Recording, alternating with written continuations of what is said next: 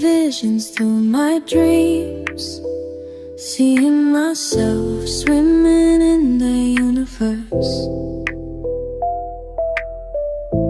My ancestors gave me gifts to read cards, predict and heal. My name is Daphne, but spirit calls me Babylon. Angels communicate through numbers. Intuition is so deep. The gift I fully embrace within.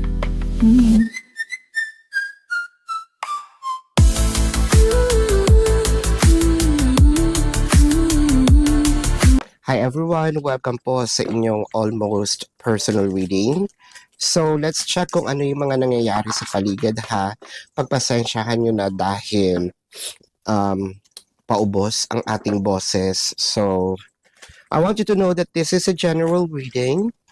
You may resonate po sa buong reading na ito or baka konti lang. Take what's only yours at believe in the divine timing po, no? Dahil this is a timeless reading. So whenever you see the message or this video, the message is meant to find you. Let's start with the Queen of Pentacles, the Strength card, and the Page of Wands. Ay, wow. I think that this is your the person, no, na nalilink sa'yo or gustong malink sa'yo. One thing's for sure na parang interesante ka tignan, interesante siya sa'yo. Tignan, the reason being is because this person is, sabihin natin, always keeping tabs on you. Laging chine-check ang mga post mo, social media. Nakikita din naman natin dito with the Page of Wands, parang gusto nitong magsimula yata, no, ng conversation. However, with the Queen of Pentacles, kasi nakikita natin dito, siguro you are a jolly person, no? Pwedeng palakaibigan tayo. We always being surrounded, no, by many people. At siguro itong taong to medyo mahiyain. You could a little strong, no, para sa kanya. Where's the Strength card? So Page of Wands is clarified with the Temperance and the Ten of Cups. So parang curious kasi siya na bakit ang giliw-giliw mo sa tao, no? Yung mga tao din, giliw na giliw sa'yo. Parang sabi niya, parang masaya itong kasama. So I think that this person's very curious, no? Sa nangyayari sa buhay mo, sa gusto niyang mangyari din sa buhay niya, baka hindi siya ganun kasaya, at gusto nitong, ma-experience naman yung happiness mo, no, na binibigay. For a few numbers of you din, baka pwede rin itong someone that we met from the past na pwede nating sabihin na you changed. Siguro nakita niya, ang laki na ng pagbabago mo from becoming a shy type person. Ngayon medyo masaya ka na, no? Lumalabas ka na. Parang nakita niya rin kasing improvements, no, ng iyong buhay. Whether this is financially abundant ka ngayon or sabihin nating medyo nakakaangat-angat, no, from the past nung nakita ka niya.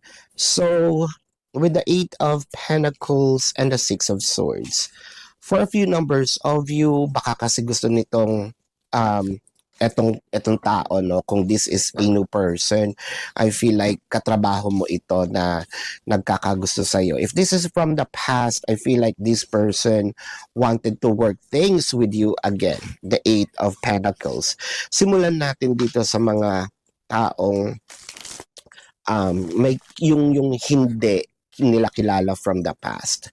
It felt like medyo kapag nakikita ka nila pa background lang sila. What I mean by pa background is hindi nila masyadong pinapakita yung kanilang emotion, no? Hindi nila, kumbaga, parang chill lang sila pag nakikita ka. Pero deep inside, they're really curious and wanting to get to know you more. Wala pa naman dito yung love, although the Ten of Cups in here, sabihin natin nagsisimula pa lang, no? May tumibok ang kanilang puso. For those who are, sabihin natin, coming from the past, I feel like wanting to connect with you again. Clarifying the Six of Swords is the Four of Wands and the Ten of Wands. So bakit gusto nilang yung itong mga tao sa past, no? Gusto nilang mag-work ang connection uli. Kasi parang feeling nila ngayon mas okay ka na with the Ten of Wands. Baka feeling nila pabigat ka, no, nung mga past. Ngayon medyo kaya mo na yung sarili mo. Parang feeling nila makakatulong ka rin naman sa kanila. Ay wow, no? Talaga ba? For those who are in a relationship with this person, yung mga past person ninyo with the Four of Wands, it felt like nahihirapan din sila. Paano ko i-execute with the Ten of Wands? Paano ko i-execute kausapin siya uli, no? Paano ako mag-execute ng gusto kong sabihin sana na I want to work things with you again? So ayan, where's the Fool card, the Four of Pentacles, and the Three of Cups? So meron dito maglalakas ng loob pero using someone else's either social media account or baka may gagamitin itong tao, no? Parang tulay, no, to have a conversation with you again. Kung ito'y bagong person na kasama nyo nga sa trabaho, katulad ng sinabi ko, it felt like medyo meron kayong age gap, no, in a way. Gap, hindi naman ganun kalaki. Kasi with the Four of Pentacles and the Fool card, hindi naman ganun ka laki yung gap. Pero ang nakikita natin dito, somehow meron. With the Four of Pentacles, ayaw nila i-expose pa yung kanilang nararamdaman with the Strength card and the Four of Pentacles in here. So sobrang lakas nung control do sa kanilang emotion. Three of Pentacles, it's either sila ba yung nag-enjoy lang silang nakikita kang masaya or baka palagi kang masaya na feel nila natatakot sila na baka you're, you know, a playboy, a playgirl, always in a party with the Queen of Pentacles and the Three of Cups. The King of Wands in here, kailan to mangyayari, and the Star. Feeling ko kung ito'y katrabaho, magre-reach out ito sa someone, you know, higher to probably ask some help, no? Parang backer pa. Nasa trabaho na nga kayo, nagpa-backer pa, no? Na para lumapit, no? It's either, pwede ba kaming maging teammate? Pwede bang ilapit yung upuan ko sa kanya kasi nai-inspire akong kasama siya? Yung mga ganong simple request, no? If this is coming from the past, I feel like with the King of Wands and the Star in here, I feel like kakausapin nito yung either parents mo, someone a little older, no? Para at least yun yung gagamitin niyang tulay para magkaroon ng connection uli sa'yo. Oh, wow. So this is your reading. Let's check the zodiac sign of this person. This can be their sun sign or a placement in their chart, or pwede rin naman lumabas ang zodiac sign ninyo. Sun, moon, rising, no? I'm seeing Aquarius, Leo, Pisces, Taurus, Aries, Virgo.